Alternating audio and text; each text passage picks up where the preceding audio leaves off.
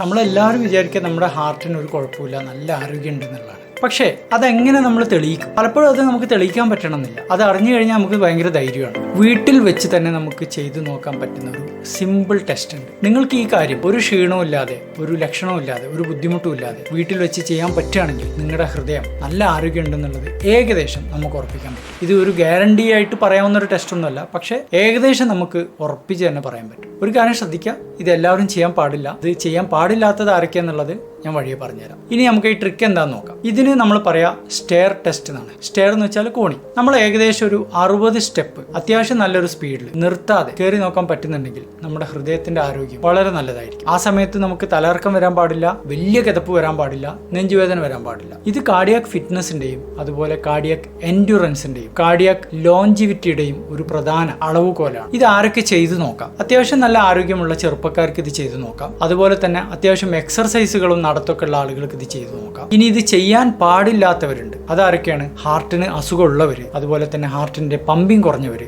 ഹാർട്ടിന്റെ മിടിപ്പിന്റെ അസുഖമുള്ളവര്, അവരൊന്നും ഇത് വീട്ടിൽ നിന്ന് ചെയ്ത് നോക്കരുത് കേട്ടോ. അതുപോലെ തന്നെ നെഞ്ചുവേദന ഉള്ളവര്, നല്ല കിതപ്പുള്ളവര്, അവരും ഇത് ചെയ്യാൻ നിൽക്കരുത്. പിന്നെ ഒരുപാട് കാലമായിട്ട് തീരെ എക്സർസൈസ് ചെയ്യാത്തവർ ഒരു ദിവസം പെട്ടെന്ന് എണീറ്റിട്ട് ഞാൻ ഈ പറഞ്ഞ കാര്യം ചെയ്യാൻ നിൽക്കരുത്. പ്രഗ്നന്റ് ആയവർ ചെയ്യാൻ നോക്കരുത്. അതുപോലെ തന്നെ നല്ല കൂടിയ BP ഉള്ളവരും BP മരുന്ന് കഴിക്കാത്തവരും ഒരിക്കലും ഇത് ചെയ്തു നോക്കാൻ പാടില്ല. പഠനങ്ങൾ കാണിക്കുന്നത് ഈ 60 സ്റ്റെപ്പ് സ്റ്റെയർ ടെസ്റ്റ് ചെയ്യാൻ ബുദ്ധിമുട്ട് അനുഭവപ്പെടുന്ന ആളുകൾക്ക് 10 വർഷത്തിനകത്ത് ഹാർട്ടിന്റെ അസുഖം വരാനുള്ള സാധ്യത വളരെ കൂടുതലാണെന്നുള്ളതാണ്. അതുകൊണ്ട് തന്നെ എന്തെങ്കിലും ബുദ്ധിമുട്ട് ഇത് ചെയ്യുന്ന സമയത്ത് അനുഭവപ്പെടുന്നുണ്ടെങ്കിൽ തീർച്ചയായിട്ടും ഒരു ഡോക്ടറെ കണ്ടിട്ട് ആവശ്യമെങ്കിൽ ടെസ്റ്റ് ചെയ്തു നോക്കുന്നത് നന്നായിരിക്കും. നിങ്ങളിൽ ചിലരെങ്കിലും ഈ സ്റ്റെയർ ചാലഞ്ച് ഒന്ന് ചെയ്തു നോക്കുക.